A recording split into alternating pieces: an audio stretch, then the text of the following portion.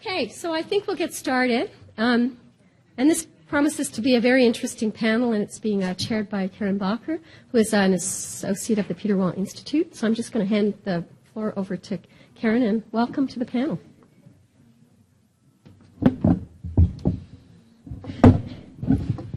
Thanks very much. I'll briefly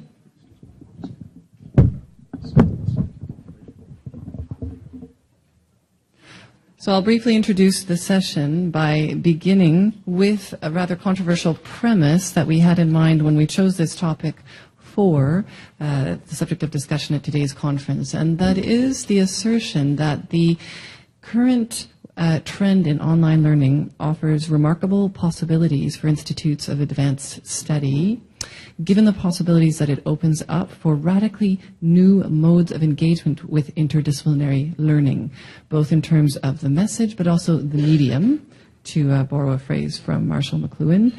And the speakers that we've invited here today, whom I'll briefly introduce, are practitioners, theoreticians, and those who are actively experimenting with the multiple modalities of online learning, which, as the abstract suggests, have the possibility of engendering creative destruction in some of the core knowledge practices that we currently practice within university environments.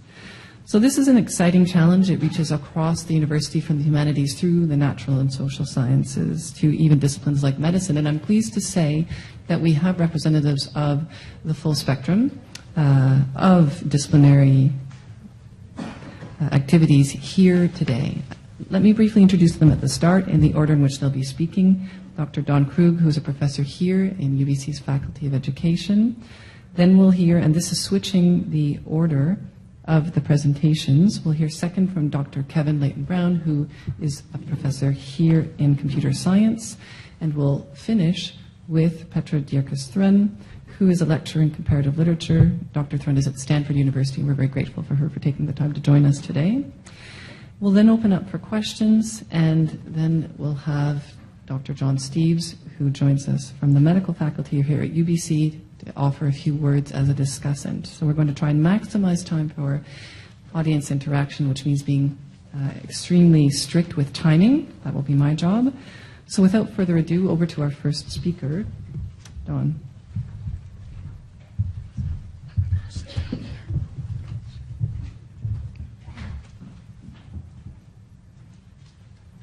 Good afternoon. I'd like to thank Karen Baker and the staff at the Peter Wall Institute for inviting me and for all the assistance that they've given. This is going to be real specific because of the time. The concept of virtuality can be traced back before the 16th century. It's a condition of multiple forms of reality. While popular definitions refer to the virtual with specific ties to computers or computer networks, this is a very narrow view of or perspective. Levy theorized virtuality as a mode of reality. For example, a tree is virtually present in a seed. Its growth is contingent on multiple contextual conditions. In contemporary practice, virtuality can be understood as creative practice. When the ruins of an ancient Roman villa were destroyed by a modern dam, scientists and artists created a digital villa using visualization technologies. This digital villa provided the creative potential to experience what this place might have looked like in the past.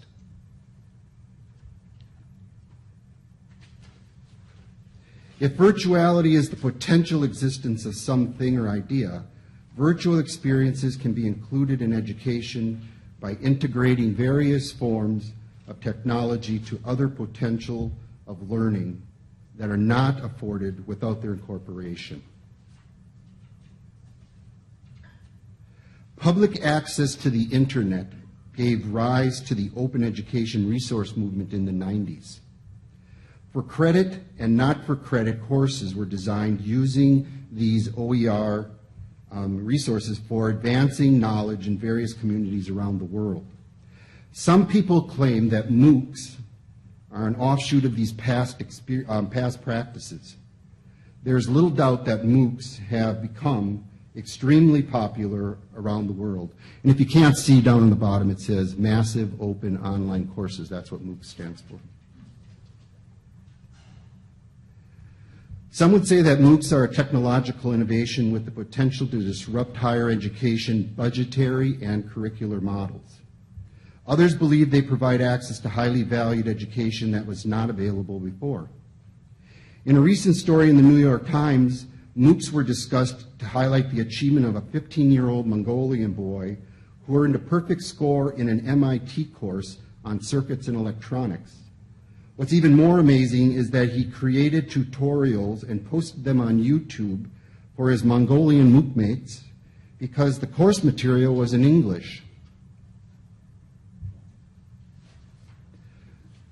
MOOCs now come in many flavors: for-profit, not-for-profit, C-MOOCs based on connectivist theories, and X-MOOCs based on transmission learning approaches. Of course, this is a broad generalization, and there are many examples of MOOCs that use other developmental theories for learning and teaching. At UBC, MOOC mania hit a fever pitch in early 2012. In response to the provost struck a committee on lifelong learning. A consulting firm was hired to look at how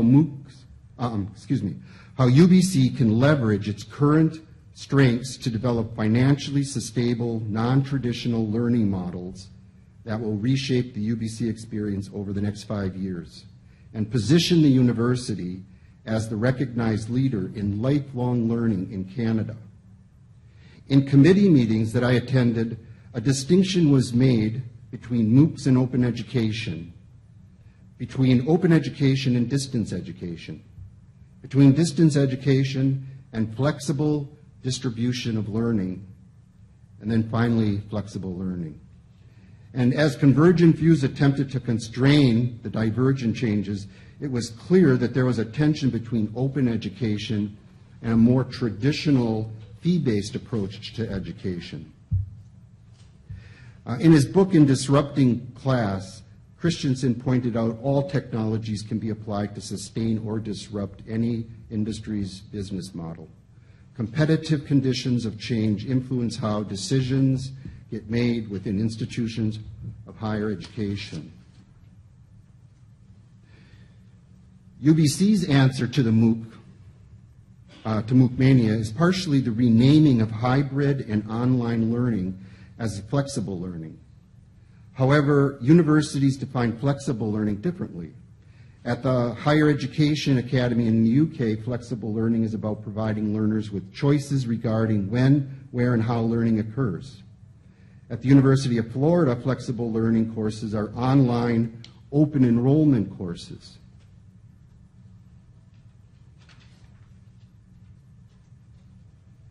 In May of 2013, UBC released 4 non-credit courses that were hosted on the Coursera platform. A verified certificate is now offered for a modest fee for students interested in this credential.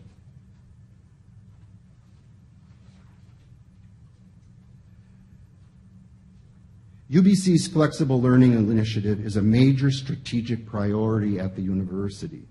It's focused on developing, delivering, and evaluating learning experiences that promote effective and dramatic changes in student achievement.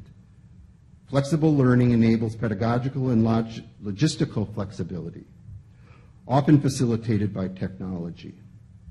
At UBC, flexible learning appears to be the renaming of a version of technology-enhanced face-to-face, hybrid, and online education.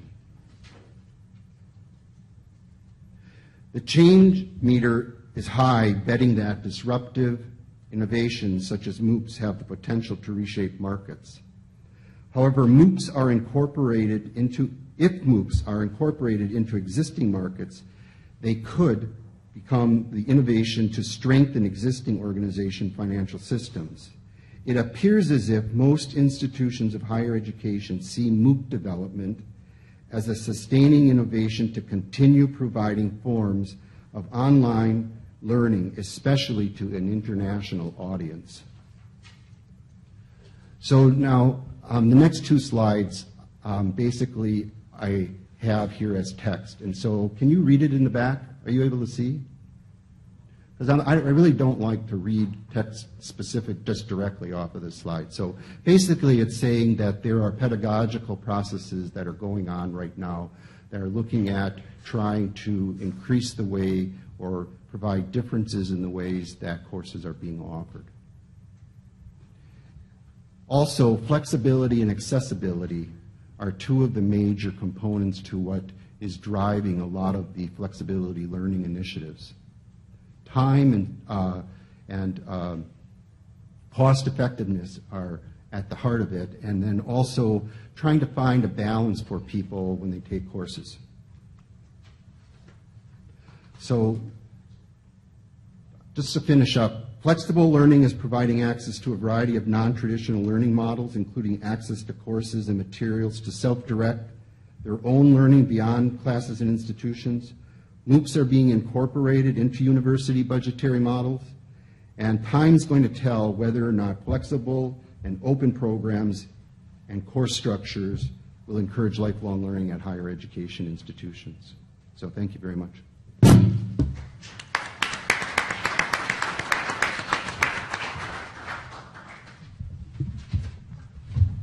Thanks very much to Dr. Krug, and now over to Dr. Kevin Leighton-Brown. And for those of you just arriving, this is a change in the order of the speakers. Dr. Dierkes Strun will be speaking after Dr. Leighton-Brown.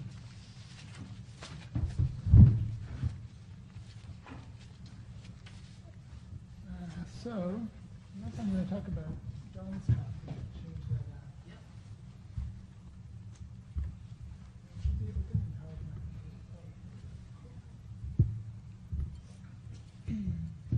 Excellent. All right. So I guess I'm here as a UBC faculty member who taught a MOOC. I'm not here as an educational theorist to tell you, deep overarching insights about what MOOCs are, but rather I'd like to tell you about my own experience.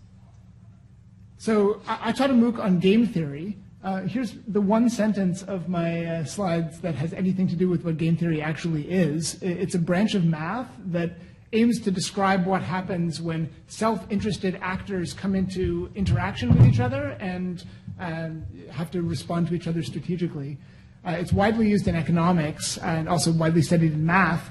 Lately, it's been important in computer science as a way of thinking about the internet, which, after all, is a huge computer system where people interact with each other. I think it's safe to say that it's a somewhat esoteric topic, although lately it's pretty trendy. Yoav Shoham is a professor at Stanford, and I wrote a couple of books on game theory in 2008 and 2009. Subsequently, in 2012, Yoav, with Matt Jackson, an economist at Stanford, co-taught a MOOC on game theory. And shortly after they did this, they did it really on a shoestring, with a sheet hung up against their wall, with using a webcam, really kind of MOOC 1.0.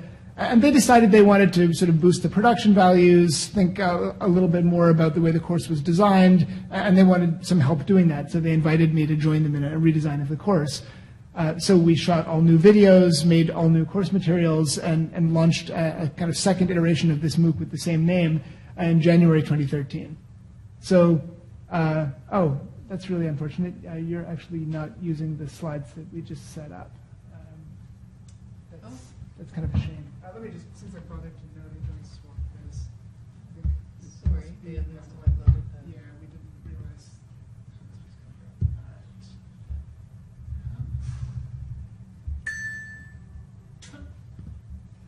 All right. And that's what I have to say about technology and education. Yeah, beautiful. Right, so as it turned out, this was UBC's first MOOC to be offered, although not the first to be planned at UBC. It also turned out to be the first MOOC offered, at least through Coursera, that involved more than one university at the same time.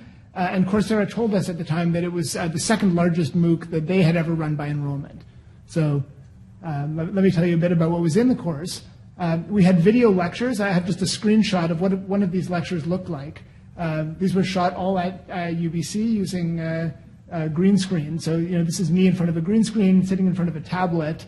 I'm superimposed on top of a slide, and then I'm drawing on my tablet, so you can see me drawing on the tablet, and then the things I draw are showing up on the slide. So this is kind of what the whole thing looked like. I think they did the production very nicely. It was a 7-week course. We had about 7 videos a week, so we really aimed to keep the videos very short, sort of focused on single topics. We had the sort of assessments you might expect. We had quizzes, which are ungraded, sort of comprehension testing interleaved with the videos. We had problem sets the students did for credit once a week. And then we had a final exam, which was essentially a bigger problem set that the students again did for credit. All of these things were multiple choice. Incidentally, I was kind of surprised to find that you can do really pretty well with multiple choice. I was initially pretty skeptical about that, but that worked out all right. Then we had a bunch of enrichment resources. So we had an intro video kind of advertising the MOOC. We had started every week of the course with what we called a taste video, which basically was a sort of very graphically oriented, conceptually high-level introduction to what the week would cover. We had discussion boards, as MOOCs tend to. We did weekly Google Plus Hangouts, where we invited students from around the world to kind of join us in a video chat, and then we posted the whole thing on YouTube for people to see. And we had interactive games that we wrote specially for the course. So here's an example of an interactive game. So you may know about game theory. You may have, for example, heard of the prisoner's dilemma, where one person chooses cooperate or defect, and so does another person, and then some outcome happens. So we wrote software here at UBC to have students play game theoretic games up against kind of canned opponent responses of previous students in the class. And then after they'd played the game, they could play it as many times as they wanted. And after they'd done this, they got thrown into a real-time chat with other students who were just on the system at the time, and they could discuss what they had found from playing this game. It was really pretty striking. We had hundreds of students doing this at any given time, and the conversations were surprisingly spam-free and focused on the concept at hand. So I guess the rest of the talk, I want to sort of highlight some things that came out of the experience that I imagine some of you might be curious about. So one thing one often hears about MOOCs is the claim that there's tremendous attrition. So I wanted to kind of give you the true goods on what attrition looked like in our MOOC. So first of all, here's what our initial registrations were about 132,000 students. Some people dropped out over the course of the MOOC. I guess they didn't want to keep getting our emails, so we got down to about 125,000. Now, you might want me to compare that number to the number of students who finished the course, but I want to go through the intermediate numbers because I think they tell an interesting story. So first of all, how many students watched even the first video at all? That was a little bit more than 60,000. So the so-called attrition, really, more than half of it happens before people have interacted with the course in anything like a meaningful way. If we go on to the number of people who saw the second video in the first week or the last video in the first week, that gets us down by another factor of 2. And we're even a little bit lower by the number of people who watched the first video in the second week. So that's pretty striking, right? So the videos kind of fall off. It seems like once you survive into the second week, your chances of making it to the end of the course are not so bad anymore. We also might look at the graded elements of the course. So how many people did at least one homework? How many people did at least one video quiz, which is ungraded? And then how many people took the exam? So looking at all of these numbers, what might I say about attrition? Well, I might measure attrition most naively kind of as the number of people who took the exam versus the number of people who were registered in the course. That would have me say that there was a 93% attrition rate in the course. But there might be some other sensible ways to think about this. So I might say it really matters whether you actually watched a video. Those other people weren't serious. I might say, really, and this is maybe the one that I most prefer myself, you might say the first week is kind of like before the drop date in a university course. You know, those people who are shopping around don't really count towards the total in your course. I want to know how many people stuck around a little bit and then didn't finish. So that would have me up to about a third of my students finishing. I might say you have to watch, what about the people who watched all the videos? Now I've got about 80%. Or I might tie it to the assessment. So I might say, how many people did any homework? If you did any homework, how does that predict finishing the course? About half of those people stuck with it. So that's kind of interesting. Another thing you might think about is that really, given that the course is free, not everyone has to use it in the same way. So some people might just want to watch a week of videos to find out what game theory is. That might actually meet their needs, and they might be done. Some people might not care about a certificate, and they might want to watch all the videos. So I might want to just measure, how many people stuck with the videos. And I can do that in a couple of different ways. Another thing you might wonder is where these students actually came from. And I imagine you can't see that very well, unfortunately. But But the big story here is that we think of MOOCs as being about the developing world, or many people do, but in fact, overwhelmingly, students came from the United States. So that big notch taken out there, but 30% of our students are American. In fact, if California was a country, it would have been our third biggest country. So India was indeed number 2, then Brazil, United Kingdom. Mostly it was the first world, but then it goes really deep into the world. So we actually had about 95% of the world's countries represented by students who actually participated, not just those who signed up. Interestingly, I had 4 times as many Canadians in this course as I've taught in my entire career at UBC. So from UBC's perspective, if the purpose of this course was simply to reach people in Canada and everybody else was just completely on there for no reason, I would argue this was actually a pretty good move by UBC. A couple of very quick things to say. I looked at the stats in the Coursera dashboard yesterday, and I found that the numbers have kept climbing, although we've done nothing with the MOOC in the last 6 months. We have another 66,000 students who've interacted with the MOOC since it closed 6 months ago. So it seems to just continue to have a life of its own. We offered a second follow-on MOOC for 4 weeks after that first one, which was much smaller. We used a new platform, Google Course Builder, and did the discussions in Piazza, mostly as an experiment. We'll be offering this MOOC again. I also did a flipped classroom around this MOOC with my UBC course. Essentially, I think it was very valuable from the perspective that I think students really learned better. I think they, in terms of measurable student outcomes, it worked out really well. But I think it's really still, best practices have not stabilized. I think the students aren't really sure how to be students in a class like that. And I, as an instructor, am really not sure how to do it right. So I think there's really more to be figured out there pretty clearly. So lastly, I want to end by tying this back to the subject of the panel. So what do you mean I want to ask the question back to my student, what do you mean you paid for this MOOC? If you did, I hope you didn't pay very much. Here's an email I got after having agreed to be on this panel from UBC with my royalty payment for having offered my MOOC. And you'll see that it was less than the cost of a cup of coffee at Starbucks. So it's true they generate money, but I don't think I'm going to retire off it. Anyway, thanks for your attention.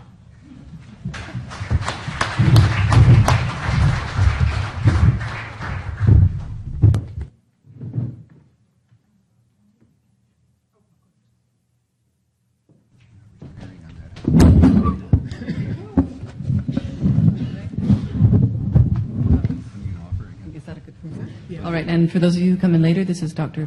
Petra Dierkes-Strun from Stanford, our final speaker before the question period. Thanks so much for having me, Karen, and the Peter Wall Institute. I'm really happy to be here. I actually am probably one of the few people talking about MOOCs in the humanities in this kind of a setting. I'm actually here today with 2 hats on, maybe more than 2, mostly the humanities hat, but I want to let the cat out of the bag immediately and tell you that I also happen to be married to one of the major players in this whole movement, the CEO of Udacity, Sebastian Thrun. And so, I found myself kind of very much thrown into the middle of all this about 18 months ago. I personally am a very traditionally trained humanities teacher. So I teach at Stanford, I teach courses in fin de siècle and modernist studies, and I also do feminist and gay and lesbian studies. And most of my classes are seminar-style classes, typical humanities classes where we talk about texts. And of course, in the humanities, as you may imagine, the whole, we basically have had a flipped classroom forever. Students come to our classes already having discussed the text. So our set of challenges around MOOCs and online learning is very different. And one of the sort of awkward moments for me, when I talk about this, is of course that not only, am I sort of moved from it and a little bit skeptical from a humanities perspective, but I also sort of, as I said, happen to be married to the MOOC. And, or as I kind of came up with a hashtag this morning, married to the object of someone else's research, which is also kind of very strange subject position. But today I'm actually here to tell you about some very concrete experimentations that I've done in 3 of my classes last year. As you can imagine, while these lectures were being filmed literally in my basement, and sometimes with my son's Legos, as little objects, I was kind of upstairs thinking about, so what do I do, with any of this? It's been very interesting, but how is any of this even transferable to the humanities, if at all? So I've experimented, I basically thought that if anybody in the traditional humanities wants to do this, we have a very different set of challenges. And one of them is, of course, that we are not usually very techy.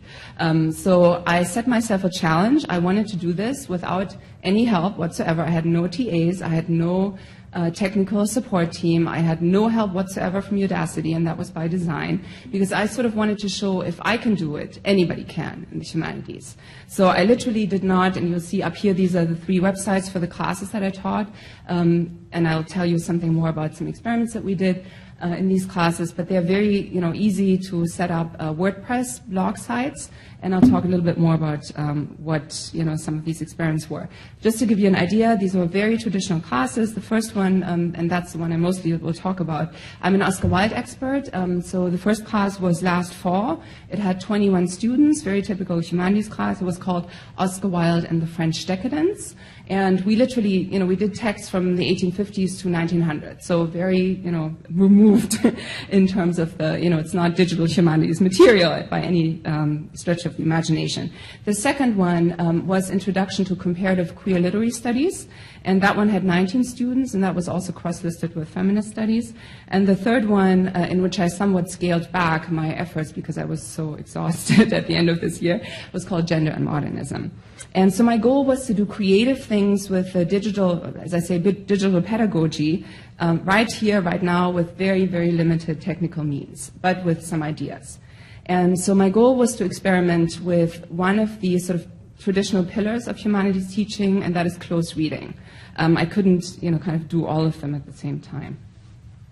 I don't know how to slide here. So you see here the 3 kind of traditional pillars of our teaching are usually close reading, critical writing, and critical thinking, and they are all intertwined, as most of my colleagues would agree.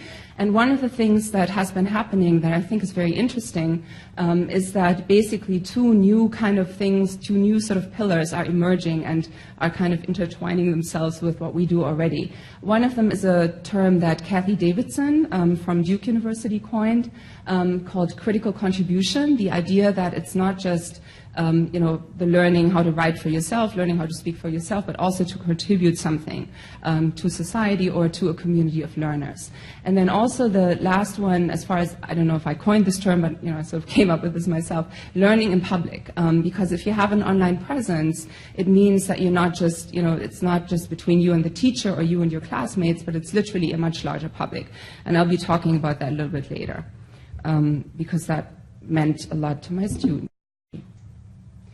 So I don't know if you can read this. I'm just going to go through this very briefly. So the basic elements in each of these classes were very basic.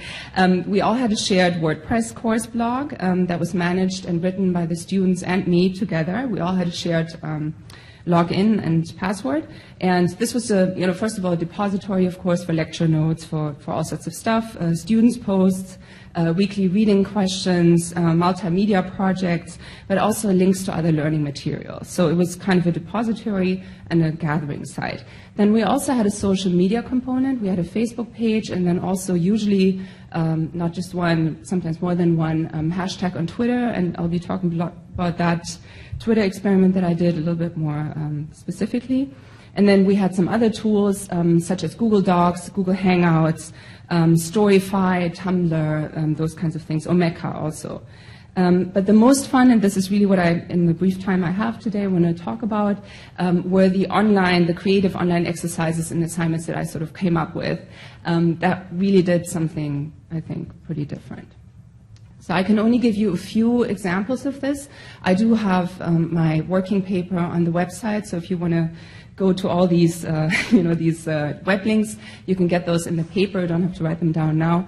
I only want to, I can only talk about the last one in detail, but I don't want to at least mention a few other ones that I personally liked a lot, especially the first one. This was in the Oscar Wilde and the French Decadence class. we did an image and sound interpretation of a pretty well-known poem by Oscar Wilde called The Harlot's House. And since I was thinking about how to use digital pedagogy in a way that would not necessarily replicate the face-to-face classroom, but do something new, I really was thinking about what does this online medium allow us to do that we could not do in the classroom. And so the task for this exercise for the students was to interpret this poem, which of course we had talked about in class and done the usual analysis, but to do it for them to do this online in a way that would not involve words. So they could only post images, videos, or sounds, and they could make these themselves or they could call them from anywhere on the web. And this actually produced some very, very interesting results. And I'll be happy to talk more about those if you're interested. There was also a group translation we did. This was a comparative literature class, so I had a lot of French students. We did a group translation of Baudelaire's Hymn to Beauty, and also commented on each other's translation exercises with that.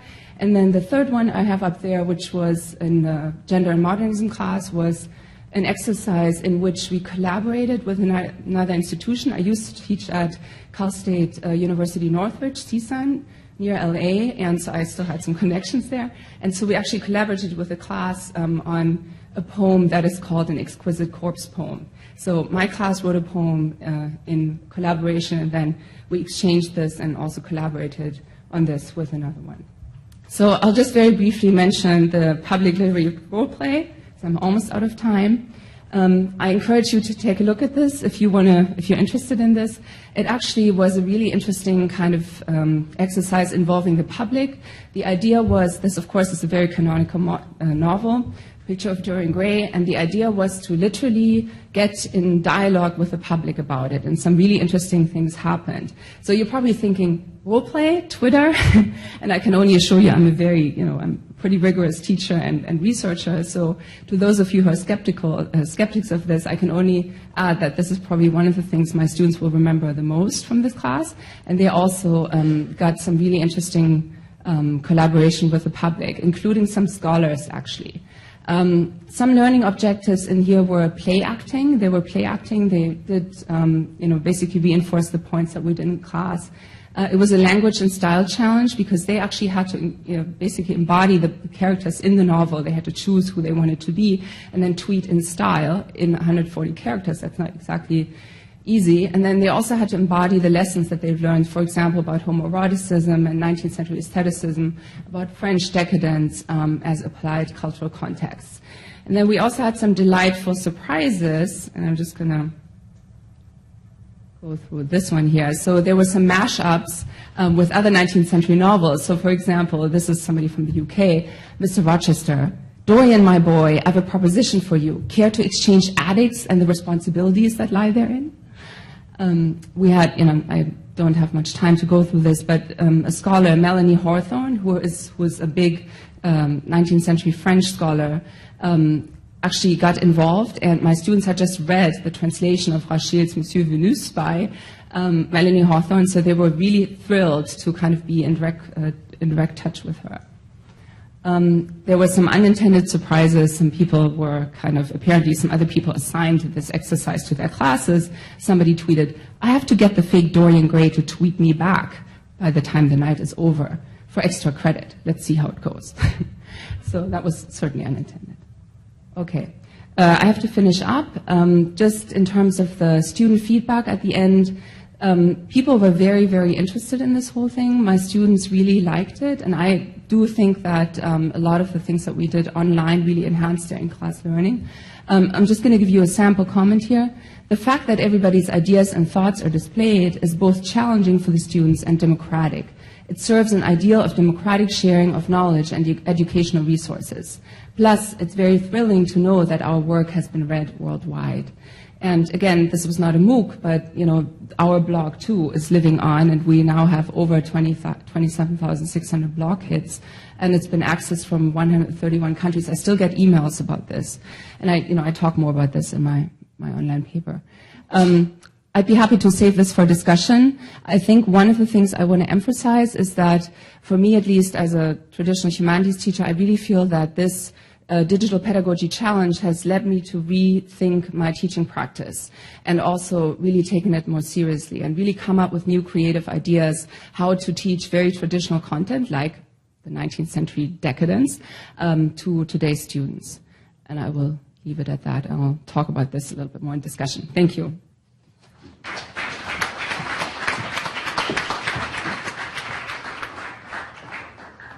Well, thank you very much to our three speakers. We'll be able to take a few questions now, and then I'll turn it over to Dr. John Steeves for some comments as discussant. And so we do have space for one or two questions now before John makes his remarks. So any pressing thoughts or comments?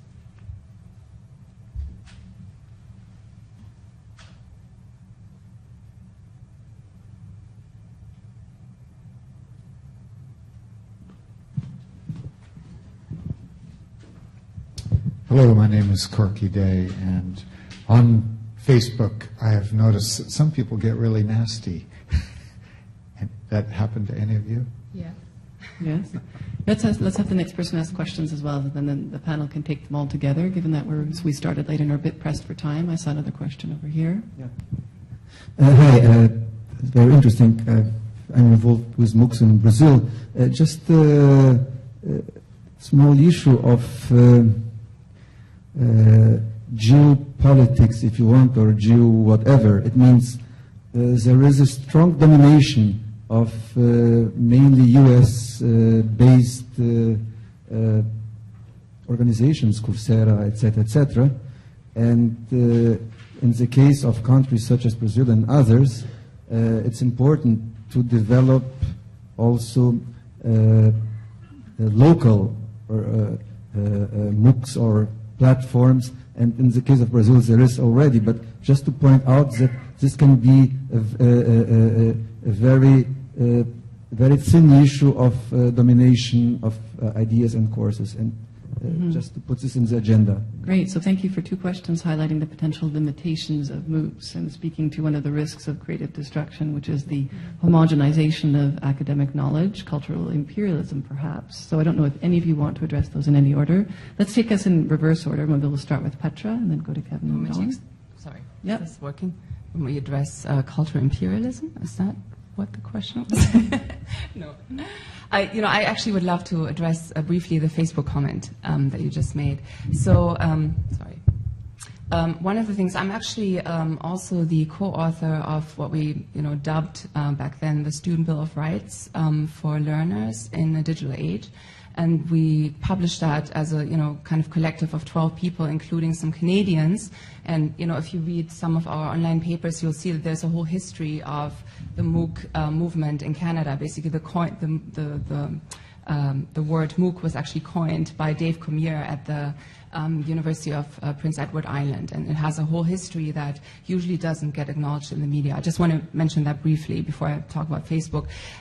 As a humanities person, I'm actually right now on Facebook. I'm in this group called Why Online Education, and it's sort of, basically most of the humanities people kind of debating whether or not MOOCs are a good idea, and I can tell you that the vitriol that is happening there right now is quite astonishing. So my students have been extremely civil on Facebook, and we've had great experiences. But one of the interesting facts that I find, and I'm at least half skeptical about the MOOC movement myself, but most of the resistance comes from teachers and from colleagues, and not from the students. I find this very interesting. Of course, there's also a lot of reasons for why that is the case, but the nastiness, that's not the students usually. To the comment about platforms and kind of centralization of knowledge, I think it's important to make a distinction between gatekeepers for the content and those who keep the pipes working and maintain the infrastructure. I don't think we have a need for two internets in the world, despite the fact that the United States plays a central role in the one we've got now. I think, at least at the moment, it doesn't strike me as someone who's worked with MOOCs to be such a problem that there are relatively few corporate players involved in the delivery of MOOCs. at the same time, part of the reason that we worked in the Google Course Builder exercise with our second MOOC was that we do think there's something very appealing about open access platforms, and we wanted to dip our toe into that water. But I think, from my perspective, this is maybe more something to keep a close eye on than to be kind of deeply worried about from a philosophical point of view. From the Canadian perspective, I think we've often wasted a lot of energy re-implementing platforms that could be better found elsewhere, and I think that can sometimes be a real waste of energy. On the Facebook comment, my colleagues are very polite to me online. I think maybe computer scientists have a little bit more of an innate notion that these things you type into a computer will live forever and come back to haunt you. And so were my students, but we did have a really vitriolic comment from a student who was very upset that our certificates were coming out a week later than we had led them to expect because of licensing issues between Stanford and UBC. And we got this very, almost frightening post written in all caps that we kind of forwarded amongst each other. And I guess the reason I bring that up is that it really drove home for me something relevant to the topic of this panel, which is that regardless of the fact that this student paid us absolutely nothing, he nevertheless expected a really top-notch quality of service from us. And I guess my explanation for that is that he himself put a ton of time into the MOOC. And so he didn't pay us in money, but he paid us in his time. And he felt that he deserved something in exchange for that. Well, first, most of my research is K-12, not higher ed. And so with the Facebook comment, I think it's really important that we look at relationships and how they're being played out on the internet. So another individual, young person, just committed suicide, right? It's been in the news. And we still don't really spend the amount of time we should in schools in order to help people understand how to use social media. In fact, it's being banned in schools because people are afraid to deal with it. And so what you end up having are people who don't have an informed view of how it is you're supposed to work with the media in a way that is going to impact their life later on. So first of all, I think that we need to take steps earlier.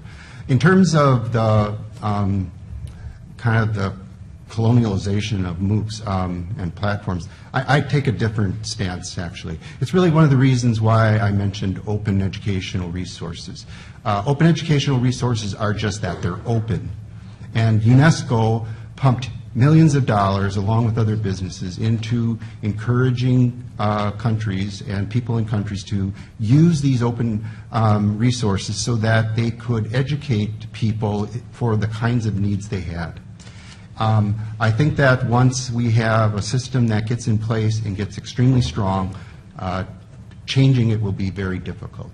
And so I think it's a really important issue. I don't necessarily think we should keep reinventing the wheel, but I do think that we should actually make sure that countries have the opportunity to represent their knowledge the way they want to, not through somebody else's language, not through somebody else's filtering processes for business. Yes, please follow up with a question, and then we'll turn it over to John Steeves. I should confess my ignorance of MOOCs, but and I'm out of teaching since 5 years or so.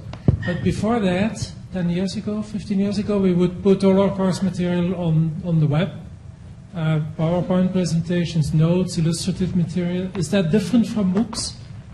And how different is it? Another important critique of MOOCs. It's nothing new, and the hype. Don't believe the hype. No, this is a very, very widespread critique. So a good one. Well, one of the things that I would say, from what's really different now, the current MOOCs that, one of the ones that Kevin taught, and what people usually mean when they now say MOOCs, really involve machine grading, and they involve some sort of interactive component where, this is not what I did, but you should talk about at least, in some of the humanities courses, there's a peer grading, which I find very problematic, that, your essay would get graded by others anonymously, more or less, rather than a teacher. There's different sets of challenges for the humanities, but it's much more now than just a depository of information. Of course, the web, people have put stuff on the web for a long time.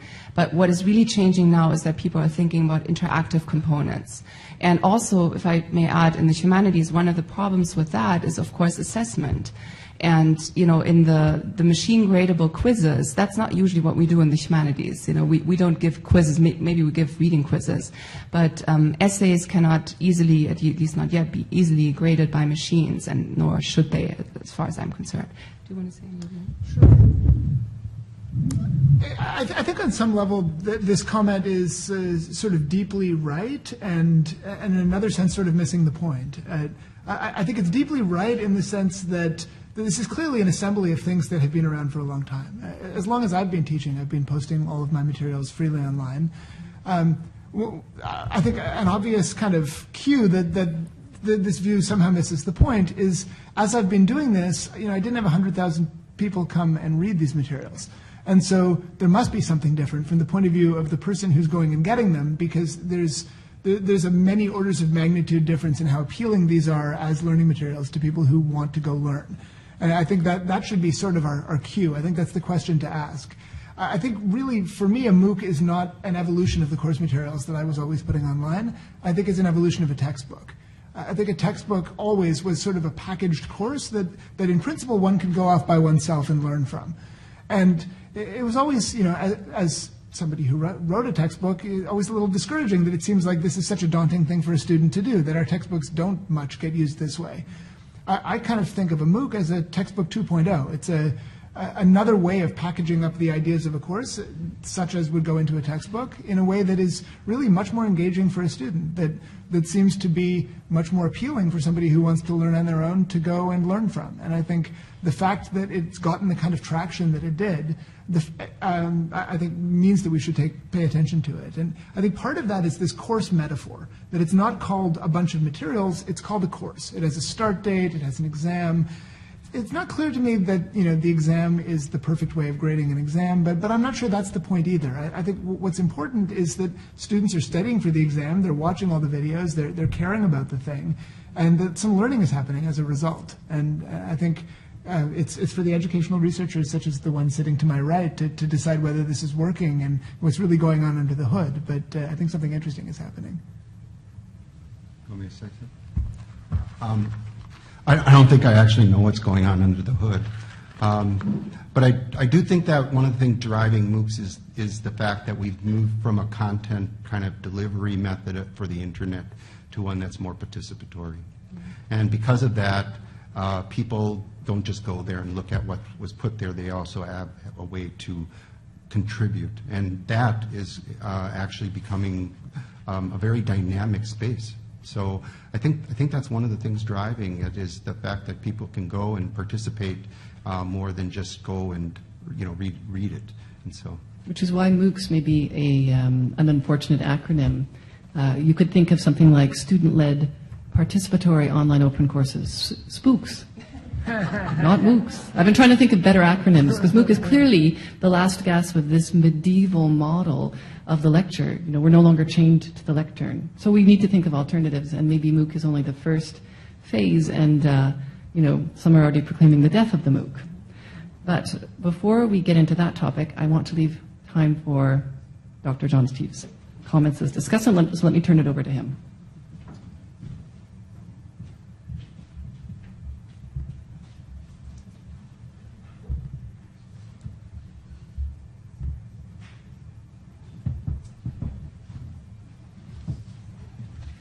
Thanks. It's good to be back in Vancouver.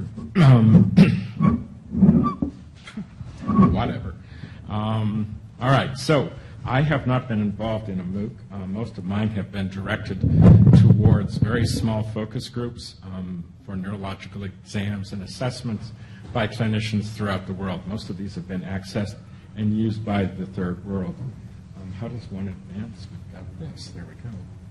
So from monasteries to universities, I mean, we have been the keepers of knowledge for the last couple of centuries since the medieval religious orders were taken over, and that's freed up some of the strictures of religion. Concentration of power has been dispatched, as we've seen, and information as well as knowledge is now widely distributed, and it's often outside the academic confines. So what did we do before Google? We struggled a lot of times, especially with unexpected questions, and we often, at least I did, came up with very simple answers that were often very vague, tried not to be inaccurate, and we all seem to develop Google memory, and I certainly use that a lot.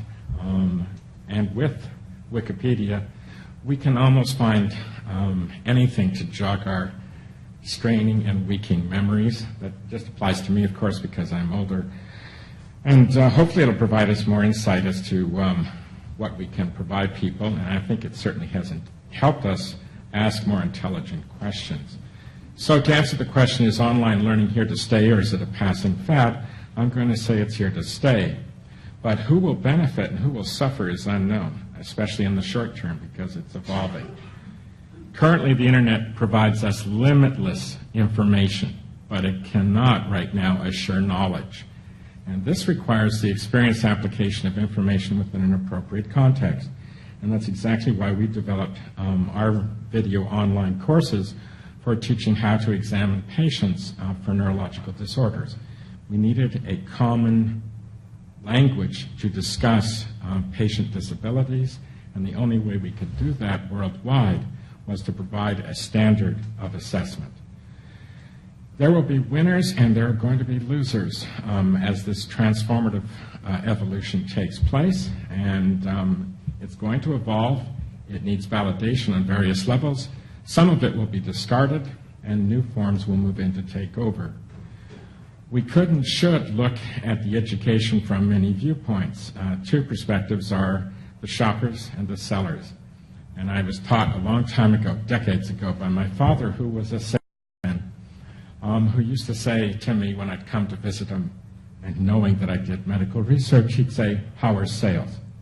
And I'd tell him, I don't sell anything. And he said, "Yes, you do. You sell ideas. And those are the toughest things to sell. When I sell something, I have something to show the customer." He said, "All you have is your bare ass." And he was completely true, and that is the role of academics. So, how could post-secondary institutions respond to online flexible education? And please don't go after me for semantic errors on my part.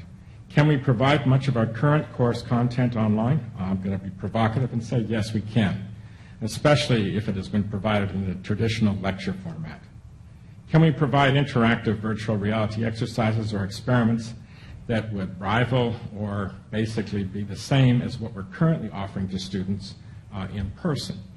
Yes, but, and here's the big but, hands-on experiences provides physical skills that cannot be acquired or appreciated by just watching. Unless, of course, in Kevin's case, you live in a virtual world. And then perhaps you can gather it by watching. Can we provide interactive video tutorial discussions? Yes, but will they be as worthwhile as face-to-face conversations? I'm not convinced of that as yet. Otherwise, I wouldn't be traveling and giving so many lectures. If an institution does not adopt some of these online educational options, will it suffer? The emphatic answer is yes. If the smaller post-secondary institutions don't do this quickly, they will be the first to wither and die.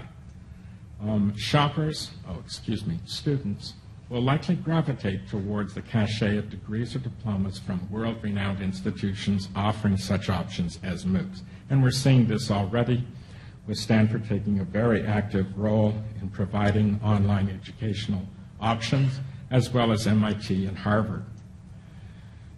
Challenges to this. Well, this is not going to be easy. To get most of our professors at research-intensive universities like UBC, they're not really encouraged to develop online course offering. They don't have that much knowledge even of how to do it. And their main interest, of course, is focused on research, because this is fundamentally critical to maintaining the reputation of the institution. So there's not as much encouragement for pedagogical activities as we claim sometimes. This comes from a guy who, by the way, has been at UBC now for over 35 years. So, most of these situations can be rectified, but not without sufficient and appropriate resources. We're going to need to have staff and finances to get this kind of shift accomplished. So what are the options? Well, because I'm an old guy, and Stephen Tuke really can't do much about me anymore, I'm saying, pull back, Stephen. You're building too much in the way of resources and infrastructure on campus. Let's put it into online activities. Let's develop more face-to-face tutorials and hands-on laboratory experiences to complement MOOCs, because I don't think MOOCs are going to do it alone. So every division in UBC should be doing something about this. Does the internet change everything? Not yet, but given sufficient time, this will become a self-fulfilling reality. So those are my comments. Thank you.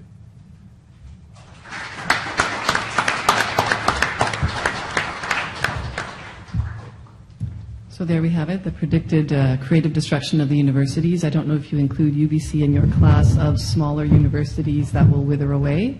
I will leave that for everyone to reflect on. But before we close, I wonder if there are one or two more questions. I see one over here. Don't know if why don't you go ahead and ask, even if the microphone isn't coming your way immediately? Oh, no, there it comes. Yes, this question is for Petra Dirkes-Turn. I was struck by the interesting things you had the students do, but I'm curious about what assessment you used and what the students' experience of their assessment was.